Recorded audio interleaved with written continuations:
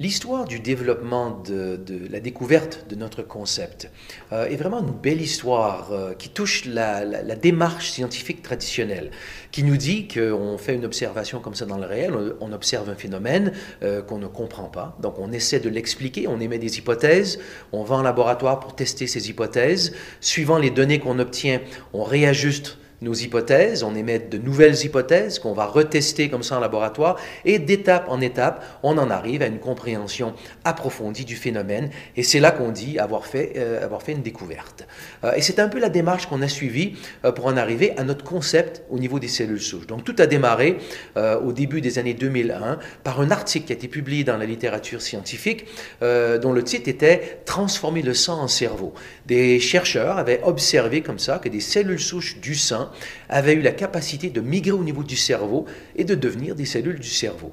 Autour de la même époque, d'autres chercheurs ont fait des observations similaires en observant que des cellules souches du sang avaient aussi la capacité d'aller au niveau du cœur et de devenir des cellules cardiaques ou au niveau du foie pour devenir des cellules du foie.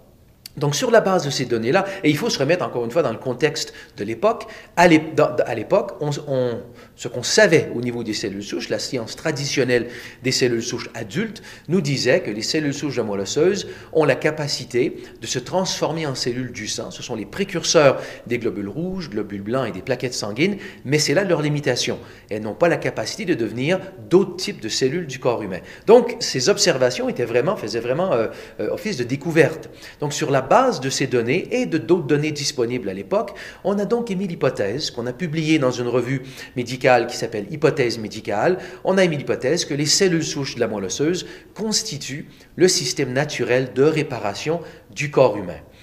C'était à l'époque une idée, c'était à l'époque que ça, une hypothèse, mais au fil des années, il y a aujourd'hui des milliers d'articles qui ont été publiés qui soutiennent fortement cette vision des choses. On peut aujourd'hui dire que c'est vraiment un fait établi. Les cellules souches de la moelle osseuse constituent le système naturel du corps humain. Voilà un peu comment ça se passe. Chaque fois qu'il y a une blessure dans le corps humain ou un tissu qui a un problème, le tissu affecté va libérer des composés qui vont aller vers la moelle osseuse, déclencher la libération de cellules souches de la moelle osseuse. Et là, durant les quelques jours qui suivent, on va avoir une augmentation du nombre de cellules souches en circulation de 3 à 10 fois. Maintenant, ces cellules qui sont en circulation, cellules souches qui sont en circulation, ne savent pas quel est ce tissu qui a fait appel comme ça à cette assistance. Donc, pour pouvoir identifier le tissu où elles doivent aller, ce qui se passe, c'est que le tissu affecté, quelques jours après l'incident, va donc libérer une seconde génération de composés qui, localement, vont attirer les cellules souches qui, lorsqu'elles circulent donc dans les fins capillaires du tissu affecté, au contact de ces molécules SOS, si je peux dire, les cellules vont donc migrer à travers la paroi des capillaires, migrer dans le tissu affecté et au contact de débris cellulaires, ces cellules souches vont se multiplier et se transformer en cellules du tissu en question. C'est donc le système naturel de réparation du corps humain. Bien qu'on ait la libération de cellules souches de la moelle osseuse, la nécessité que ces cellules circulent dans le sang, que ces cellules migrent au niveau d'un tissu, que les cellules se multiplient et se transforment en cellules du tissu en question, toutes ces étapes sont essentielles. Mais l'aspect qui a été le plus étudié, c'est le nombre de cellules en circulation.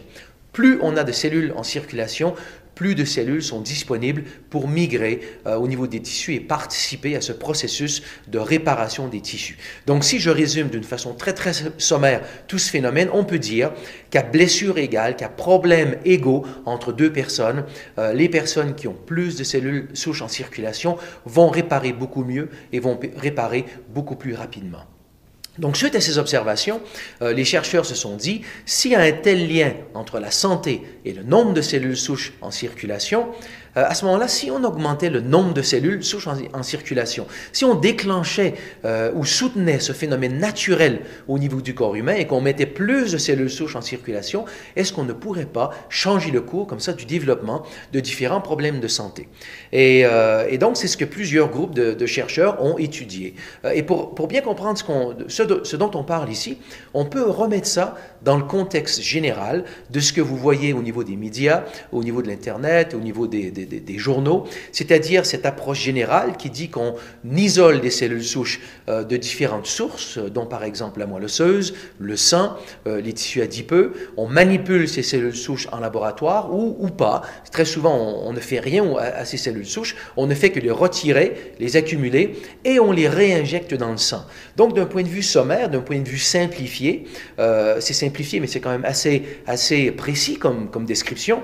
Tout ce qu'on fait réellement, c'est qu'on augmente le nombre de cellules souches en circulation à travers une injection. Et donc, la question de plusieurs chercheurs était de se dire, et si on augmentait le nombre de cellules souches en circulation, non pas à travers une injection, mais à travers la libération de nos propres cellules souches, ce qui est un phénomène naturel du corps humain. Et là, je résume plusieurs études qui ont été faites touchant la réparation du cœur, la réparation des poumons, la réparation du foie, la réparation des reins, des artères, du système nerveux central. Et d'une façon générale, la conclusion de toutes ces études, c'est que si on peut augmenter le nombre de cellules souches en circulation, on augmente la capacité de ces différents tissus à se réparer de façon à pouvoir changer le cours du développement de certains problèmes de santé. Donc, c'est vraiment une observation qui, à mon sens, pourrait être appelée même à changer le cours de la médecine ou notre façon de pratiquer la médecine. Mais de tout ça, ce qui m'apparaît le plus intéressant, c'est ce qui suit. C'est-à-dire que dans la recherche médicale en général, on étudie des maladies, on étudie très rarement la santé. Donc, il est difficile de parler de santé. Mais à travers toutes ces études au niveau des cellules souches, il y a quand même beaucoup d'observations parallèles qui ont été faites, qui nous amènent vers une observation fondamentale qui est que ce processus de réparation, c'est-à-dire un tissu affecté qui appelle à la libération de cellules souches, ensuite qui appelle ces cellules souches vers le tissu pour réparer le tissu, ce phénomène se passe au niveau du corps humain, même lorsqu'on n'a pas de blessure, lorsque quelqu'un est complètement en santé, sans blessure, il y a toujours à tous les jours de notre vie, cette migration qui se passe à un niveau beaucoup moindre, mais cette migration de cellules souches du sang vers les niveaux de tissus, vers les différents tissus du corps humain, pour entretenir comme ça le maintien, la santé des différents tissus. Donc, à chaque jour de notre vie, on perd des cellules de différents tissus et à chaque jour de notre vie, on remplace ces cellules qui ont été perdues avec des cellules souches fraîches qui se transforment en cellules du tissu en question.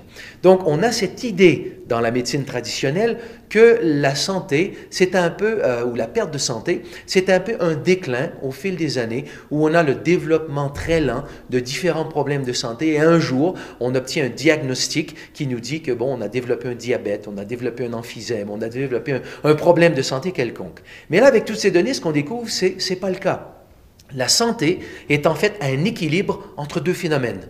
D'un côté, on a la perte cellulaire, mais de l'autre côté, on a le renouvellement des tissus. Et la santé, en fait, est cet équilibre entre ces deux phénomènes. Si on peut maintenir les tissus, remplacer les cellules qui ont été perdues au même rythme avec lequel on perd les cellules, eh bien, on arrive à se maintenir comme ça en santé.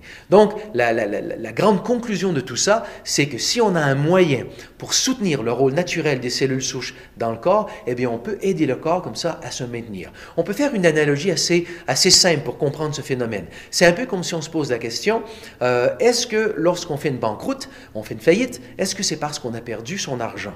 Et d'un point de vue intuitif, on voudrait dire oui, on fait une faillite lorsqu'on perd son argent. Mais en réalité, on fait faillite le plus souvent lorsqu'on a perdu son revenu. C'est la perte du revenu qui nous amène à faire une faillite. C'est la perte du revenu cellulaire au niveau des tissus qui emmène la banqueroute au niveau de la santé, donc le développement de la maladie. Donc, quand on comprend ça, on peut se dire, on comprend bien que tout ce qu'on peut faire pour maintenir ou soutenir le rôle naturel des cellules souches au niveau du corps, on le fait. Et ça nous amène ça à une compréhension, je pense, nouvelle de la santé, du bien-être, qui peut avoir un impact important au niveau de la santé sociale, mais au niveau de la santé des individus aussi. C'est de se dire qu'aujourd'hui, le meilleur de la santé, c'est pas une critique, hein, c'est juste une observation, le meilleur de la santé, c'est la médecine préventive. Et c'est pour faire encore notre analogie au niveau de la finance, ce serait comme se dire, pour pouvoir devenir riche, prévenons la pauvreté. Et c'est évident qu'on ne deviendra jamais riche en prévenant la pauvreté. Il faut des stratégies de richesse pour devenir riche. C'est un peu pareil ici. On ne peut pas obtenir la santé simplement en prévenant la maladie. Il faut avoir des stratégies de santé. Et toute cette connaissance au niveau des cellules souches nous donne pour la première fois une plateforme pour vraiment faire quelque chose pour obtenir une santé optimale. De ne plus se satisfaire simplement de se dire « je suis en santé parce que j'ai pas de problème de santé ». Non, il faut voir que la santé peut aller beaucoup plus loin que simplement l'absence de problème. On peut vraiment donner au corps cette capacité d'atteindre une santé optimale. Donc, quand on comprend ça, on fait tout ce qu'on peut pour maintenir le rôle naturel des cellules souches dans le corps. Ce qui veut dire, en termes de style de vie, de l'exercice. L'exercice intense libère les cellules souches de moelle osseuse. Un bon sommeil profond va maintenir comme ça, va soutenir le rôle naturel des cellules souches dans le corps. Une nourriture anti-inflammatoire. L'inflammation gêne la capacité des cellules souches à jouer leur rôle réparateur au niveau du corps. Donc des aliments comme le gingembre, tous les légumes qui contiennent des pigments vont tous diminuer l'inflammation au niveau du corps. Le jeûne va soutenir le rôle des cellules souches au niveau du corps. Inversement, le stress va réduire la capacité, l'anxiété va réduire la capacité des cellules souches à jouer leur rôle au niveau du corps et la fumée de cigarette également. Donc, on essaie d'arrêter de fumer. C'est la fumée directe, mais aussi la fumée ambiante, donc la fumée secondaire. Donc, ce sont toutes des choses qu'on peut faire dans notre vie courante pour soutenir le rôle naturel des cellules souches dans le corps. Et ayant découvert un petit peu tout ça, l'emphase de toutes nos recherches au fil des années a été d'identifier des plantes naturelles qui soutiennent le rôle naturel des cellules souches au niveau du corps humain. Donc, c'est l'emphase de nos recherches et c'est le but, comme ça, de tous les produits qu'on a découverts et qu'on va continuer, comme ça, à développer au fil des années. Donc, voilà un peu le rôle naturel des cellules souches au niveau du corps, l'importance que ça joue au niveau de la santé de chaque individu et vraiment l'importance de soutenir ce rôle naturel au niveau des cellules souches au niveau du corps pour vraiment se maintenir en santé et vraiment donner une chance au corps d'atteindre cette santé optimale.